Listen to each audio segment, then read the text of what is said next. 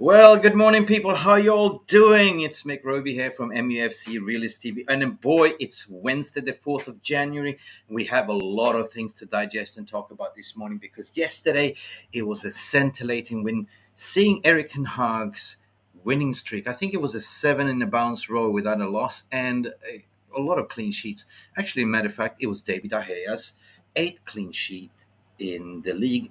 I think, obviously in the row, I think as well. Not really in the row, but if we look at the current clean sheets table, he's currently sitting second in the league for keeping eight clean sheets.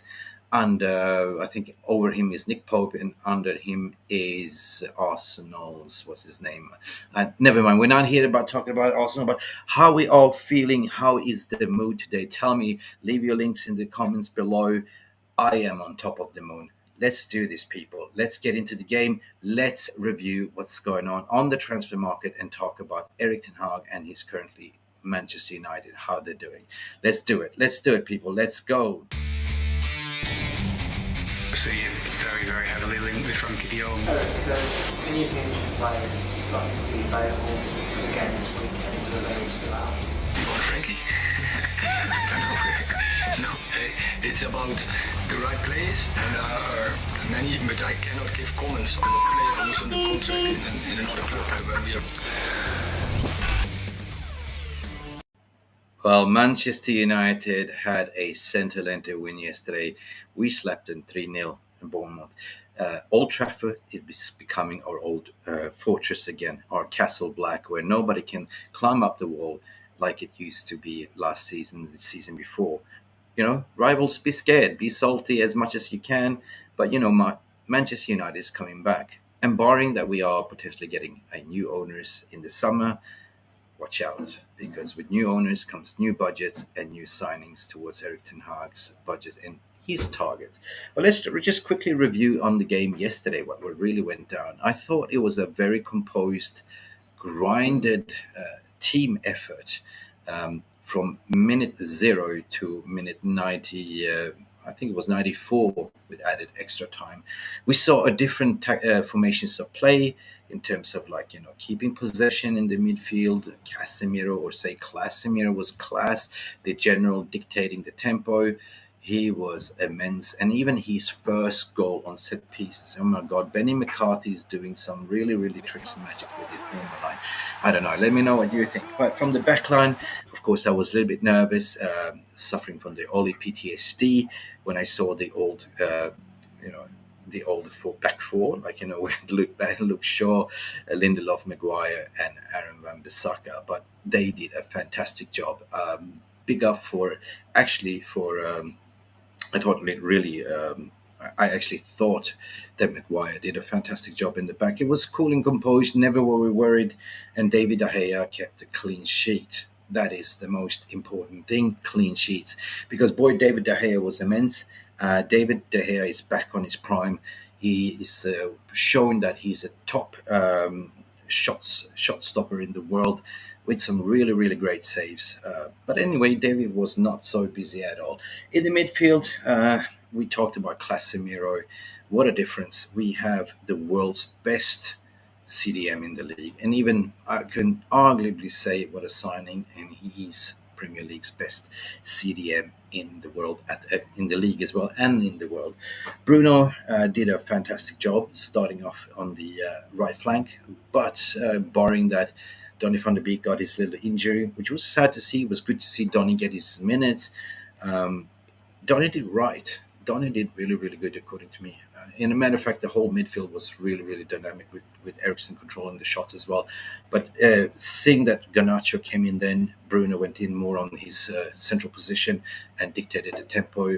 Did some really good assists, some really good passes. I thought it was a really good. I think that Bournemouth never had a chance, from the minute zero. Of course, this is what I want to talk about in the second half. We let them have a little bit ball, and then we hit them on the counter. So it was, for me, three displays of tactics. Okay, it was the grinding, keeping the possession of the ball, playing out from the back, dictating in the midfield, dictating the tempo, and play it around the team, play it wide, hitting into Martial, and then it was that tactic in a certain sense that we keep possession now, we just keep holding back, let them have the ball and hit them on the counter strike. So that was for me a really good tactic for me, Eric Ten Hag. You got it right. In terms of man on the match for me, that could be debatable, but boy, this Casemiro constantly puts in 7 or 8 performance, constantly. So it's got to go to Casemiro. Also Rashford, also good. In general, Ten Hag gets a 10 out of 10 for me because he didn't get it right. Considering the starting lineup that came out, it was a little bit of PTS Oli vibe for me, but he got the substitutions right. He did the right thing in terms of rotation, and we clearly saw that the players that came in, they clearly understood and adapted to his system. They know exactly what the manager wants, and everyone that came in was actually sublime to me. So overall team performance, 9 out of 10. Eric Ten Hag, you got it spot on, mate. So that's like for me looking ahead. Of course, we have the Everton FA Cup game. Rotation is key. Do we see Eric Ten Hag going in strong on Friday? Why not? He's a winner. He's proven that. But anyway, let me know what you think in the comments below. In regarding of the transfers.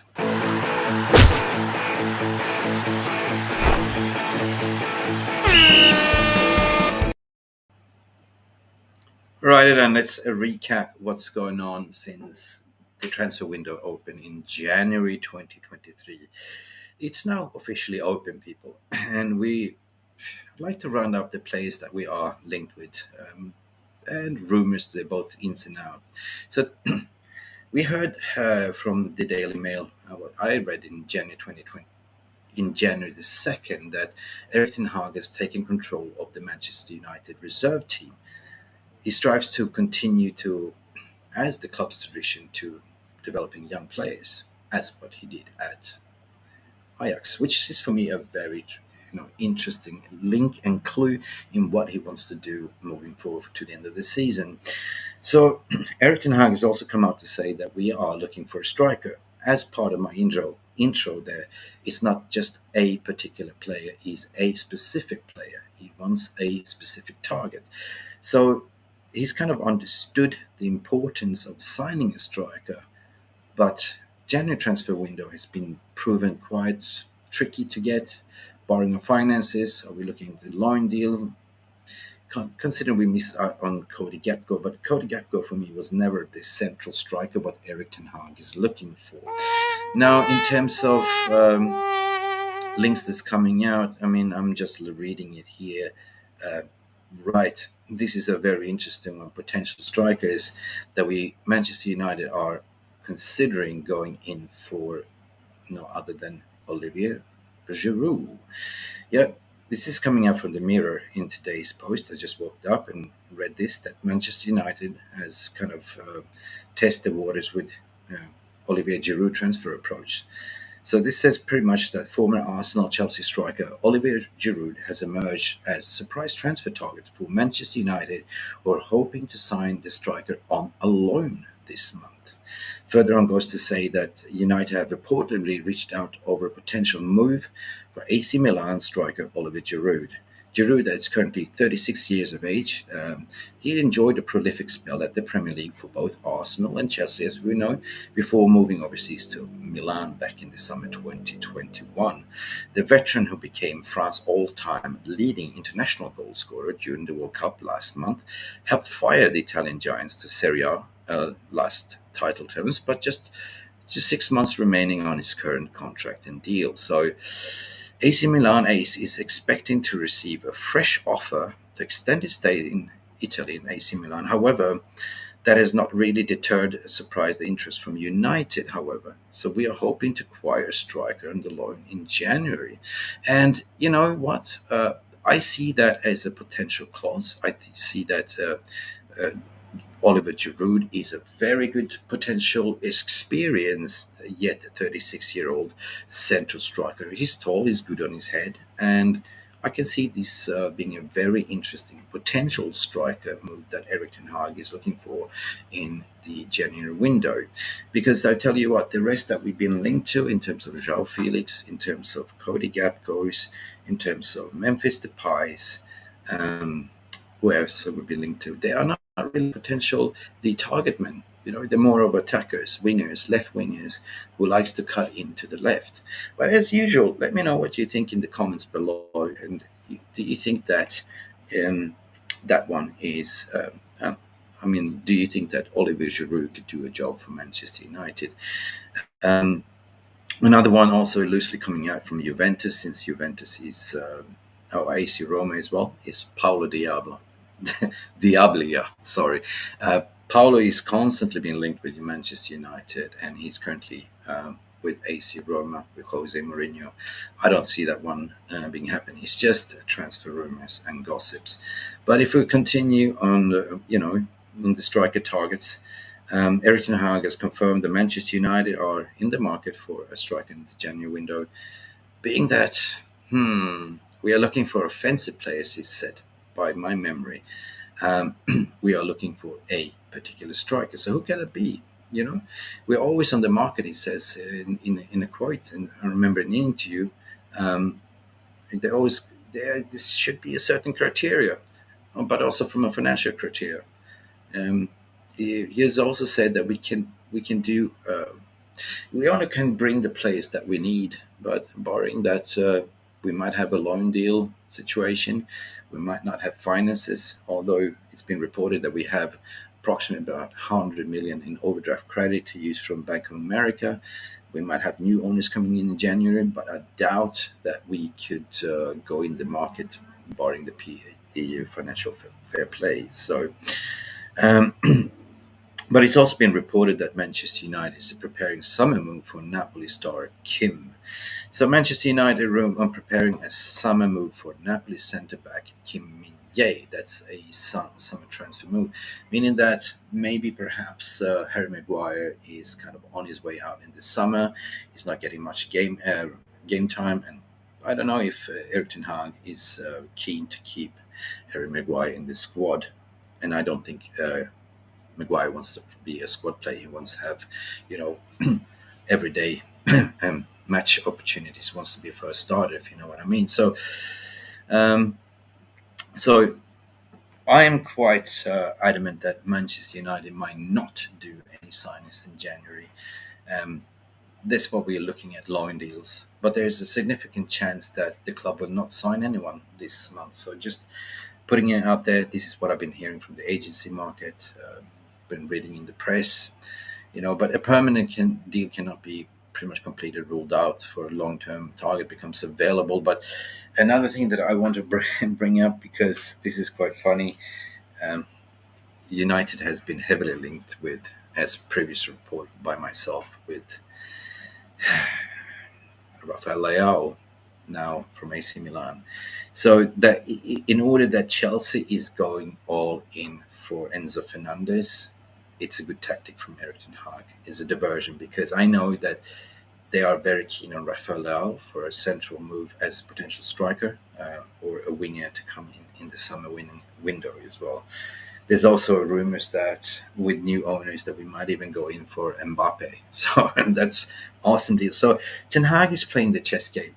Also with, if they're going for Enzo Fernandez, reports is coming out also that Barcelona are willing to listen for deals for Frankie de Jong, as they are in a financial crisis. They need to free up a wage bill of 200 million euros. And Frankie again comes out that he's keen to turn around and play for Eric Ten Hag. Will this be a surprise January optional loan with an option to buy in the summer, or will this be a summer transfer target in certain sense? Now, who have we been linked to? Okay, we've been linked to a player called Randall Kulu Manau. Um, it's the French international Randall Koulmanau, according to reports with Bayern München is also interested. That was reported in The Sun, January 4th. Manchester United are ready to make an offer worth about £53 million to sign Frankfurt striker Now. And sorry if I slaughter your last name, mate, but according to reports, Daily Express also in the January the 2nd. You can check that out as well. We mentioned Oliver Giroud. Oliver Giroud, okay. This was, I was reporting earlier. This came out this morning as well that Manchester United have reportedly reached out to a potential move from AC Milan striker Oliver Giroud. This was in Daily Mirror on January the 4th.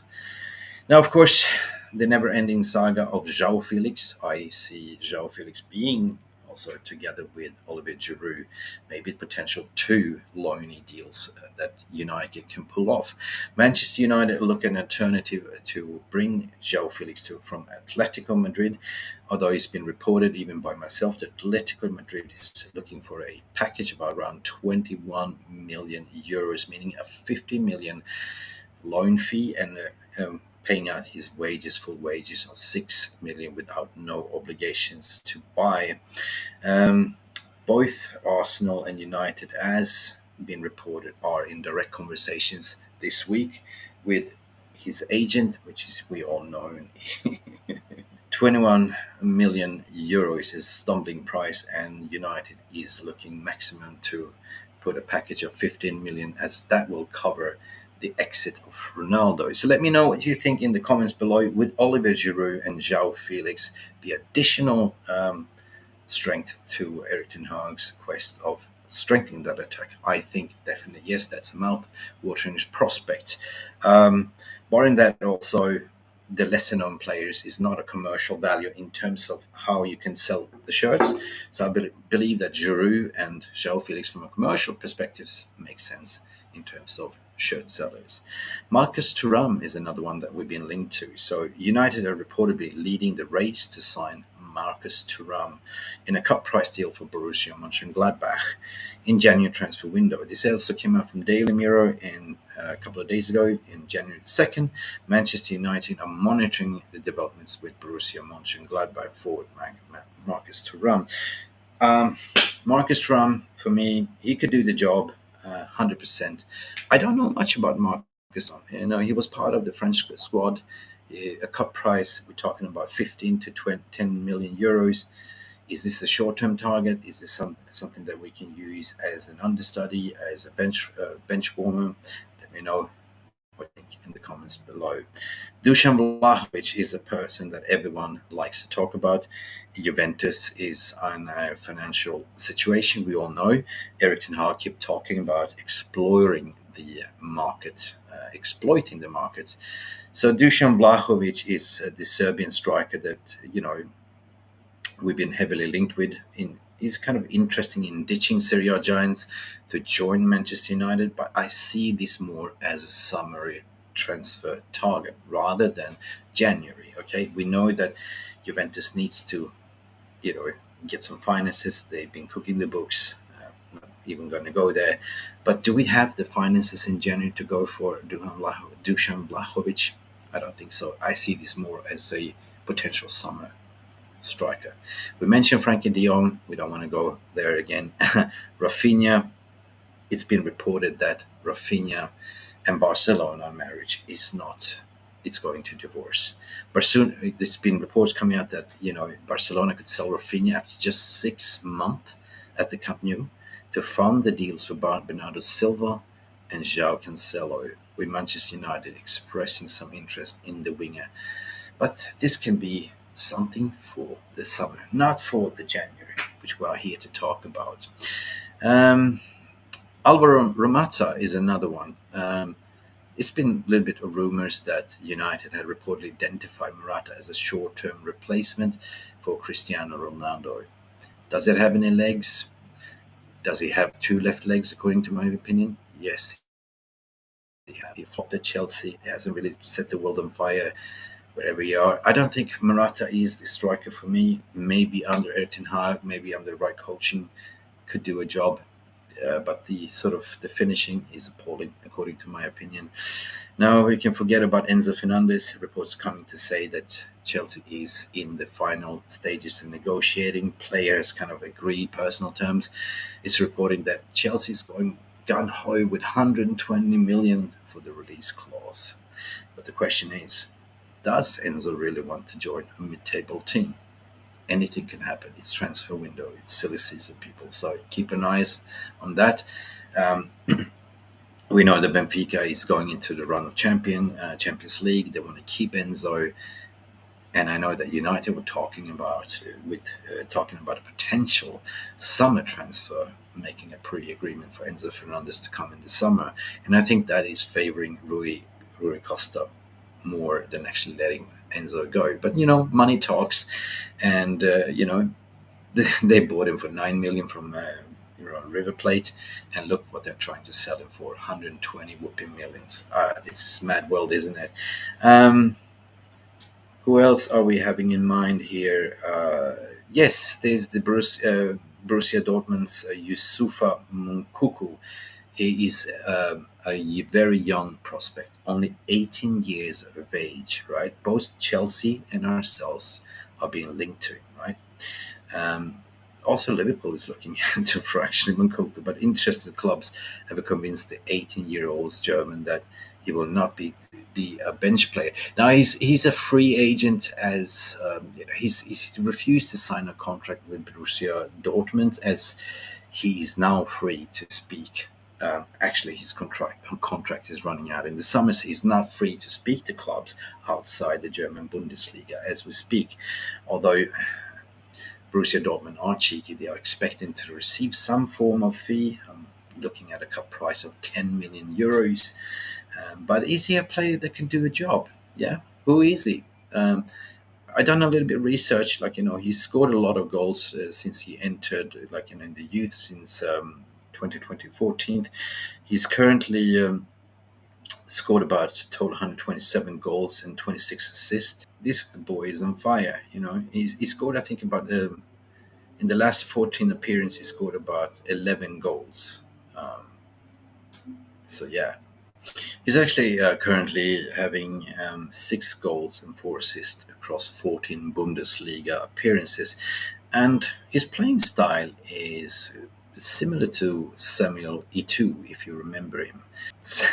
But it's sort of, for me, it's not a player for now. It's a player for the future, to be part of the reserve teams, to be bled into the first team, as we don't really have qualified reserve team strikers. Yes, we do have Charlie McNeil, we do have Will Fish as well, but are they good enough? We're led to see.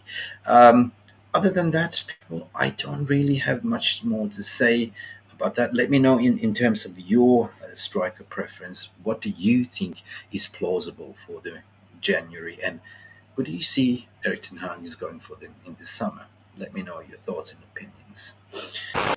Now, in terms of the outs, this is kind of also interesting. If you're looking at the players to leave or linked to leave Manchester United in January, Harry Maguire and Scott McTominay was on the list, but United has kind of decided to keep Harry and Scott this month to maintain strength and depth for the squad, as we are challenging for the top 4 places.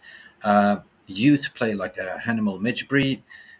Marseille is being reported to be interested in signing Manchester United's midfielder Hannibal Mejbri, who is currently on loan at Birmingham City and doing quite all right there. It's kind of a sensitive move, but would we sell Hannibal or would we loan him out? That's a big question. Let me know what you think. Anthony Elanga is another one. Elanga is supposed to be becoming increasingly frustrated that he cannot nail down a spot at Manchester United first team. This has also been reporting in the Daily Mail in December 28th, if you're going backwards in time as well. Now, there's also a report that Everton wants to sign a Manchester United forward on loan for the remainder of the season, but would not be able to do so unless Erik ten Hag is able to secure his replacement. That's according to my opinion too. Let's see. Another weird one that came out was Fred, that PSG was interested in signing United's midfielder, despite the Red Devils activating a 12 months release clause on the extension clause on the Brazilian's international's contract. Another one to keep an eye for is Pelestri. Like Pelestri's also been banging the drum, and his agent, he's not even getting the minutes.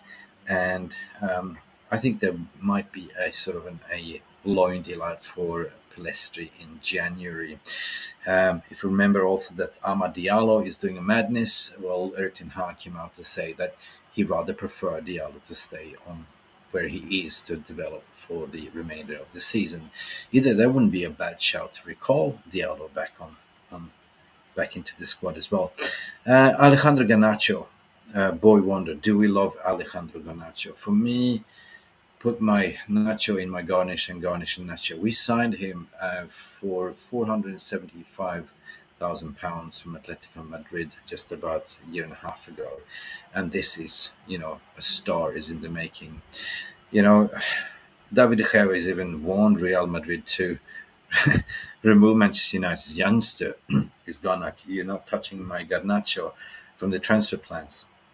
We are not letting him leave. 100% no. Garnacho is staying put, and I think he will be signing a 5-year deal. So that's about it. Let me know in your comments below. Let's go to your comments. What you're saying in the chat room. So yeah, 100%. Let's go back to the comments. And sorry, I've just been ranting on. Football philosophy, great performance, but we needed De Gea. 100%. Phil, thanks for contributing. I know it's Phil Standish here in the house. Yeah, if we talk about that performance yesterday, scintillating, I don't really understand why people are going out to replace De Gea. De Gea, for me, is in his form of his life at the moment. We are seeing the best of De Gea. So having that defense, Phil, football philosophy, the solid backline defense, even like, the old back four, like in terms of Shaw, Lindelof, Maguire, and Aaron Wan-Bissaka has proven that it's A-OK. So as long as you have De Gea in the goal behind the sticks, we're good to go, mate. So yeah, good shout out. Regarding also what you're saying regarding the performance yesterday, you said too many moments we lacked of focus. I didn't see that way. I mean, there was moments of periods of tactical play from Ten Hag, Mr. Football Philosophy. It depends on, there was moments where you had the sort of rest pause when we actually let them have the ball a little bit and hit them on the counter. But there was moments also when we were in total control in second half. It was one of the moments where we lacked a little bit of concentration. Absolutely agree. So in terms of moving forward, you're also saying Standish here. We won't stand up against City. Well, hang on a second. City we are playing, next week, isn't it, Mr. Standish? I think we'll slap them silly. City has nothing to come with. They have the scary Viking Holland, but that's about it. We have Varane and the stop them. And we are kind of seeing similar playing patterns. What Ten Hag is doing is, since he was an understudy under, Pep Guardiola for sure. So I mean, they were playing for years without a number 9. So what we're seeing now, we're playing like as shadow strikers. Martial is on form. Hopefully he will find his form. But we have a lethal front four at least. And Garnacho is the ace, is the star in the making. Yeah, and you saying you're in the house. Yeah, I can see you're in the house, mate. So big up, big up, big up. So in terms of what else? Yeah, you're saying also that Phil Standish here, football philosopher, is saying pretty sure we'll see Varane and probably Martinez back. Well, we saw that, Phil, yesterday. Martinez got subbed in with 5 minutes to go. Introduction also with Dalot, and we see the old front 11. Standard 11 is back. But the key moments for me in yesterday's game was absolutely the rotation. We've seen that the French players coming in, getting game time is equally important, but also giving the starting 11 a little bit of rest. We do have games coming thick and fast. Starting on Friday, we have the FA Cup with Everton. in certain sense. But in terms of your striker positions, I don't see any comments. What do you think? Do you think it's a good shout if we somehow land up with Olivier Giroud on the loan together with Jao Felix? I think that might be a lethal combination. I think if it's that doable, then you have a prolific target number nine, a well experienced 35, 36 year old that could, it's a target man. And yeah, yeah, Philly saying that Anthony injured, Marshall possible injury. Ooh, that's not good. We definitely need to go to the market and get Giroud and get Felix across the line ASAP. Considering that Ronaldo left and it's costing us about, oh, we freed up his wage bill about 15 million euros. So yeah, or pounds. So why not? There's a deal to be made. Let's see what you're saying here too. I've been thinking about Giroud. We live. We lives in the box and has a great head. Yeah, absolutely what we need. We've been actually missing that target man. I mean, even when Ronaldo was playing in that upfront position, he was not always in the box. So yeah, definitely we will need a fox in the box, similar to what Haller was doing for in Ajax for Ten Hag. Um, you're also saying he still likes Memphis to be back. Yeah, there's still talks about Memphis. I haven't heard much about it. I'm getting some updates with David de Lavelle. He's a very busy man in the January transfer market, but we hopefully we will nail down a show by the end of the week. Yeah, yeah. Where does he live? Where does he live, Phil? Tell me, where does he live? Yeah, guys, listen, it's been 30 minutes, a little bit of update in terms of the ownership transfers news. Oh, well, I almost said it's not a transfer news, but we saw that. Yeah, hang on. Phil is saying some last minutes to run for 12 million, though not a bad shout. But is Turan a striker that Ten Hag wants? Is that going to be a starting striker? I think Turan is a shout for sure. I think he could do a job as a backup striker, a bench warmer. But other than that, we will see in this summer transfer market where Ten Hag is going for his big striker. There's it's reported heavily links with Rafael Leao as well. United's been heavily talking to AC Milan for a potential summer move, but Leao is more of a winger type of thing. Who knows? We might get Mbappe. You never know with new owners. In terms of the new ownership, a little bit of a red herring came out on Twitter and social media spaces. We spotted Aaron Glazer in Qatar again. Apparently, this set some shockwaves around gossip waves. But just let me remind you that Rainy Group is handling all the sales. So Avram Glazer might have been there for other investment opportunities. I do expect a lot of rumors coming out right now. We are in the final stages with the Rainy Group. There is a bid on the table. I think I'm led to believe it's about 8 billion US dollars. And I'm led to believe it's a Dubai-led consortium. And of course, it's part of the Rainy Group's job to sort of optimize that bid, to spread out smoke screens and red herrings to say, hey, Saudi might be in there. I mean, Saudi might be in there. Qatar might be in there together with David Beckham. At the end of the day, as David Ornstein was saying, there's things are about to happen. We at least to find out who the new owners would be by end of, I believe, by very, very soon, by March at least. And if we get new owners in March, that leads us to a great position in planning ahead for this summer window, and it's going to be busy. Like, guys, please like and subscribe. Hang on. One last comment. Football philosophy is awake. Mbappe, yes, please. I also say yes, please. But he plays on the left wing where Rush is playing. He's the best when Mbappe can play as center forward or can rush. Yeah, in a way, Phil. I mean, rotation is key there, right? You see what Eric Ten Hag is doing right now. He's using interchangeable between Rashford and Martial. He subs out Martial and puts Rashford on the top.